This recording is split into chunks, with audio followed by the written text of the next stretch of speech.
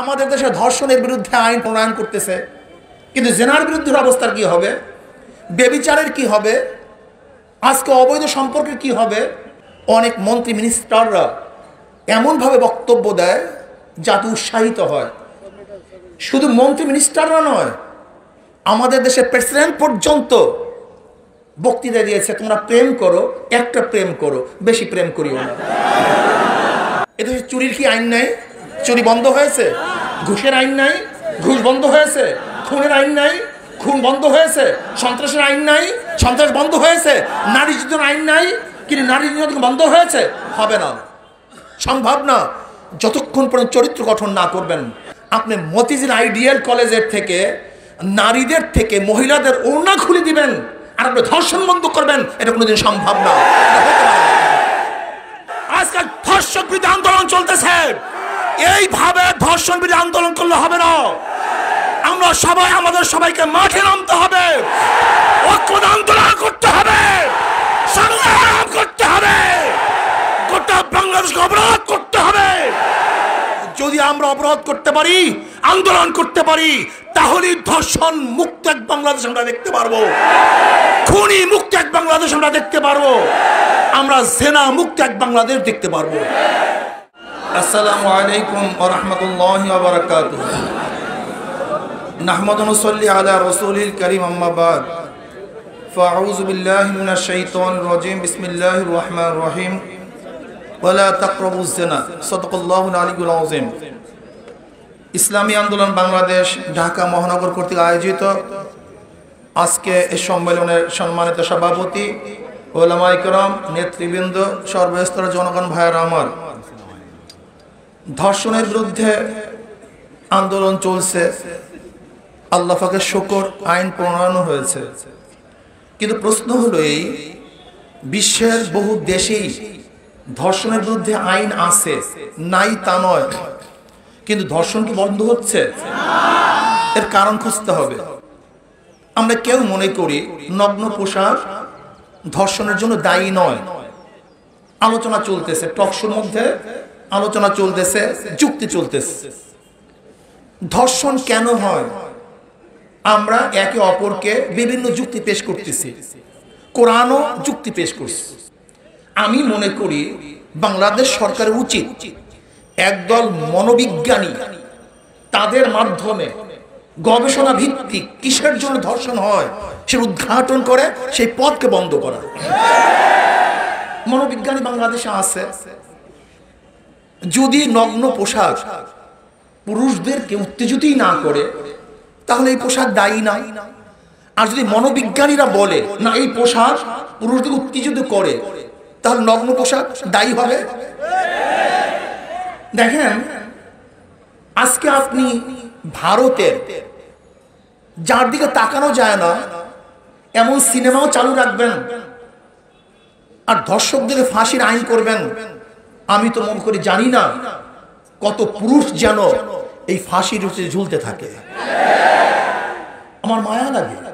আপনি একজনকে বাঘের মুখে ঠেলে দিবেন আর বাঘকে বলবেন খবরদার আক্রমণ করবা না, এটা ইনসাফ হতে পারে না।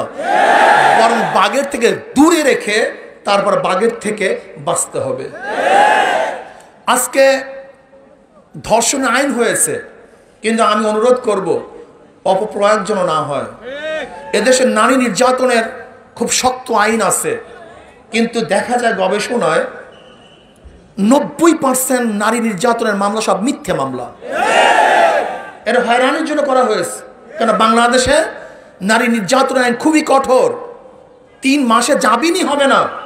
এই কারণে দেখা যায় অধিকাংশ পুরুষের বিরুদ্ধে নারী নির্যাতন আইন দেওয়া হয়, মামলা দেওয়া হয়। এদিকে আমাদের সতর্ক থাকা চাই। শুধু তাই নয়, আমাদের দেশে ধর্ষণের বিরুদ্ধে আইন প্রণয়ন করতেছে, কিন্তু জেনার বিরুদ্ধে অবস্থার কি হবে, বেবিচারের কি হবে, আজকে অবৈধ সম্পর্কের কি হবে। আমাদের বক্তাগণ বক্তব্য দিয়েছেন, অনেক মন্ত্রী মিনিস্টাররা এমনভাবে বক্তব্য দেয় যাতে উৎসাহিত হয়। শুধু মন্ত্রী মিনিস্টাররা নয়, আমাদের দেশের প্রেসিডেন্ট পর্যন্ত বক্তৃতা দিয়েছে, তোমরা প্রেম করো, একটা প্রেম করো, বেশি প্রেম করিও না। আমাদের দেশের প্রেসিডেন্টের বক্তব্য। আপনি চিন্তা করতে পারেন আমরা কোন দেশে বসবাস করি? আমাদের দেশের অবস্থা কি? আমাদের দেশের অবস্থা হলো, কোন এক ব্যক্তি, সে কে? মঈনুল ইসলাম সাহেব। সে হলো ইত্তেফাক পত্রিকার যে ব্যক্তি প্রতিষ্ঠিত করেছে, সেই মানিক মিয়া, তোফাজ্জল হোসেন মানিক মিয়ার ছেলে। আর তোফাজ্জল হোসেন মানিক মিয়াকে যে অনেকেই বলে ইত্তেফাক পত্রিকা না হলে এদেশে স্বাধীনতা আসতো না। নেপথ্যে মানিক মিয়া স্বাধীনতার কর্ণধার ছিল। শেখ সাহেব তাঁর কাছে বসে থাকতেন, অর্থায়ন করতেন, মানিক মিয়া বুদ্ধি দিতেন, পত্রিকায় ছাপা করতেন স্বাধীনতার পক্ষে হাজারো খবর। কিন্তু তার ছেলে ব্যারিস্টার শুধু একটা ইঙ্গিতবহ কথা বলার কারণে তাকে জেলখানায় পুঁতে দেওয়া হয়েছে। সেখানে দীর্ঘদিন পর্যন্ত তাকে থাকতে হয়েছে, নির্যাতিত হয়েছে সে। এইভাবে আপনি ধর্ষণ বন্ধ করবেন? এটা সম্ভব? এটা হয় না। কাজে ইসলাম কি বলছে ধর্ষণ বন্ধ করার ব্যাপারে, সেই বিষয় গবেষণা করা উচিত এবং ইসলামী আইন প্রণয়ন করা উচিত। এছাড়া জীবনও ধর্ষণ বন্ধ হবে না। আইন করেই বন্ধ করবেন। এদেশে চুরির কি আইন নাই? চুরি বন্ধ হয়েছে। ঘুষের আইন নাই? ঘুষ বন্ধ হয়েছে। খুনের আইন নাই? খুন বন্ধ হয়েছে। সন্ত্রাসের আইন নাই? সন্ত্রাস বন্ধ হয়েছে। নারী নির্যাতনের আইন নাই? কিন্তু নারী নির্যাতন বন্ধ হয়েছে? হবে না, সম্ভব না, যতক্ষণ পর্যন্ত চরিত্র গঠন না করবেন। এর জন্য আমি বলবো, চরিত্র গঠন করার ব্যবস্থা গ্রহণ করেন। আপনি মতিঝিল আইডিয়াল কলেজের থেকে, নারীদের থেকে মহিলাদের ওড়না খুলে দিবেন আর আপনি ধর্ষণ বন্ধ করবেন, এটা কোনোদিন সম্ভব না। এরপর আসেন, আজকে সিলেটে থানায় নিয়ে আমার বাংলাদেশের জনগণকে হত্যা করা হয়েছে। রায়হান ছোট্ট একটা শিশু বাচ্চা, ও ক্রন্দন করতেছে। ও বড় হয়ে হয়তোবা ওর বাবাকে আর কোনোদিন বাবা বলে ডাকবে না। কিন্তু আমি প্রশ্ন করতে চাই, ওই শিশু বাচ্চার কি অন্যায় ছিল, কি দোষ ছিল? ওর বাবাকে কেন হত্যা করা হয়েছে? আমি মনে করি ওই রায়হানের বাবাকে হত্যা করা হয় নাই, বাংলাদেশের প্রত্যেকটা যুবককে হত্যা করা হয়েছে, প্রত্যেকটা নাগরিককে হত্যা করা হয়েছে। বাংলাদেশের হাজারো কোটি রায়হানের বাবাকে হত্যা করা হয়েছে। কাজী বিচার করতে হবে। আজকে সেই কক্সবাজারে সেনাপতিদের এক সদস্যকে হত্যা করা হয়েছে, কিন্তু আজ পর্যন্ত কার্যকারী ভূমিকা আমরা দেখছি না। আবরার হত্যা হয়েছে, বাংলাদেশে অনেক আন্দোলন হয়েছে, সংগ্রাম হয়েছে, কিন্তু আবরারের খুনিরা আজ পর্যন্ত হাসতেছে, পরীক্ষা দিচ্ছে, কিন্তু ফাঁসির রশিতে এখনো ঝুলতে আমরা দেখি নাই। আপনারা দেখেছেন এই মাত্র গত সপ্তাহে মাগুরাতে শান্তিপূর্ণ এক মানববন্ধন, যেখানে ছিল না মিছিল মিটিং, যেখানে ছিল না কোনো খুন খারাপি, অত্যাচার, অবিচার, যাদের কাছে লাঠি ছিল না, না গজারি ছিল না, পিস্তল ছিল অবৈধ, সে আমাদের মিছিলের উপরে, সেই মানববন্ধনের উপরে মাগুরার ছাত্রলীগের সভাপতি আক্রমণ করেছে, রক্তাক্ত করেছে আমাদের ভাইদেরকে। বাংলাদেশে যারা ধর্ষণ আন্দোলন করেছে তাদের উপরে যারা আক্রমণ করেছে, আমি মনে করি তাদের উপর আক্রমণ করা হয় নাই, বরং ধর্ষণের পক্ষে তারা আক্রমণ করেছে। আপনারা দেখেছেন মাত্র 2 দিন আগে লালমোহন ফরাজগঞ্জ ইউনিয়নে হযরত মাওলানা তুফাইল আহমদ সাহেব, তিনি চেয়ারম্যান নির্বাচনে অংশগ্রহণ করেছেন। আওয়ামী লীগের দাবি কি ছিল? উড্ডয়ন করতে হবে, রাখতে পারবে না। সে বলছে কেন? এটা আমার অধিকার, নাগরিক অধিকার, আমি অবশ্যই থাকবো, আমি ক্যান্ডিডেট থাকবো, আমি নির্বাচন করব।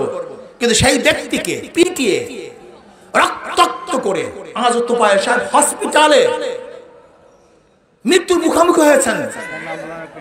ইসলামী আন্দোলন ক্যান্ডিডেট ছিল, হাত পাকার ক্যান্ডিডেট তুফাইল আহমদ সাহেব। আমি সরকারকে বলবো, একদিকে আপনি গুন্ডা বাহিনী পালবেন আর দেশকে সন্ত্রাস মুক্ত করবেন, এটা কোনোদিন সম্ভব না। আপনি ধর্ষক পালবেন আর ধর্ষক পেলে আপনি দেশকে ধর্ষণ বন্ধ করবেন, এটা কোনোদিন সম্ভব না। আর আমরা অনেকেই মনে করি সরকার পরিবর্তন, সরকার পরিবর্তন, সরকার পরিবর্তনের প্রয়োজন আছে, কিন্তু কাকে সরকার নিয়ে আসবেন এটা দেখার প্রয়োজন আছে। বিএনপির আমলে ধর্ষণ হয়েছে, জাতীয় পার্টির আমলে ধর্ষণ হয়েছে, বিগত সরকারগুলির আমলে ধর্ষণ হয়েছে। এরা ধর্ষণকে প্রতিরোধ করতে পারবে না, বরং এমন এক সরকার বসাতে হবে যারা ধর্ষণ করে না এবং ধর্ষণের প্রতিবাদ করবে, ধর্ষণকে বন্ধ করবে, সেই সরকার ইসলামী সরকার, সেই সরকার ইসলামী সরকার। আপনারা দেখেছেন ঢাকা বিশ্ববিদ্যালয়ের ছাত্রলীগের সভাপতি তিনি ঘোষণা দিয়েছেন যে ধর্মভিত্তিক কোন সংগঠন ইউনিভার্সিটিতে তারা রাজনীতি করতে পারবে না। আমি ওই হিন্দু বেচারাকে বলবো, ছাত্রলীগের সভাপতি সাহেব, আপনি দেশটাকে কি মনে করছেন? দিল্লি মনে করছেন নাকি? এটাকে ভারত মনে করছেন নাকি? এটা নওয়াব সলিমুল্লাহর ইউনিভার্সিটি, এটা বাংলাদেশের 92% মুসলমানদের দেশের ইউনিভার্সিটি। এই ইউনিভার্সিটি গড়ছে মুসলমান, জায়গা মুসলমানদের, হিন্দুরা বাধা দিয়েছে। কাজী ইউনিভার্সিটিতে কোন ধর্মভিত্তিক সংগঠনকে কেউ যদি বাধা প্রদান করে, ওর আঙ্গুল ভেঙে হয়ে হবে, হাত ভেঙে হয়ে হবে, চক্ষু পেয়ে যাবে ইনশাআল্লাহ। প্রিয় ভাইয়ের আমার, আজকাল ধর্ষণ বিরোধী আন্দোলন চলতেছে, এইভাবে ধর্ষণ বিরোধী আন্দোলন করলে হবে না। আমরা সবাই আমাদের সবাইকে মাঠে নামতে হবে, ঐক্যবদ্ধ আন্দোলন করতে হবে, সংগ্রাম করতে হবে, গোটা বাংলাদেশকে অবরোধ করতে হবে। যদি আমরা অবরোধ করতে পারি, আন্দোলন করতে পারি, তাহলে ধর্ষণ মুক্ত এক বাংলাদেশ আমরা দেখতে পারবো, খুনি মুক্ত এক বাংলাদেশ আমরা দেখতে পারবো, আমরা জেনা মুক্ত এক বাংলাদেশ দেখতে পারবো। আজকে ধর্ষণের বিরুদ্ধে আন্দোলন চলবে, কিন্তু জেনা বেবিচার চলবে, তাও হতে পারে না। একজন মেয়ের সাথে সম্পর্ক থাকে, যতদিন পর্যন্ত সম্পর্ক থাকে খুবই ভালো, যখন সম্পর্ক নষ্ট হয়ে যায় অমনি গিয়ে সেই মেয়ে ধর্ষণের মামলা আটে। এই সমস্ত ফাইজলামি চলতে পারে না, চলতে দেওয়া হবে না। কাজে ধর্ষণ বন্ধ করুন, জেনা বেবিচার বন্ধ করুন, খুন বন্ধ করুন এবং সন্ত্রাস বন্ধ করুন। আর দ্রব্যমূল্যের যে ঊর্ধ্বগতি চলতেছে, এইভাবে একটা দেশ চলতে পারে না। হু হু করে গতকালকে এক দাম, আজকে আর এক দাম, যা ক্রয় ক্ষমতার ঊর্ধ্বে চলে যায়। আমরা বিশ্বাস করি স্থিতিশীল সরকার যতদিন পর্যন্ত না আসবে, ততদিন পর্যন্ত দেশ স্থিতিশীল হবে না। সত্যনের মশালবাহী প্রিয় মনীষীদের পাপড়ি টিভি।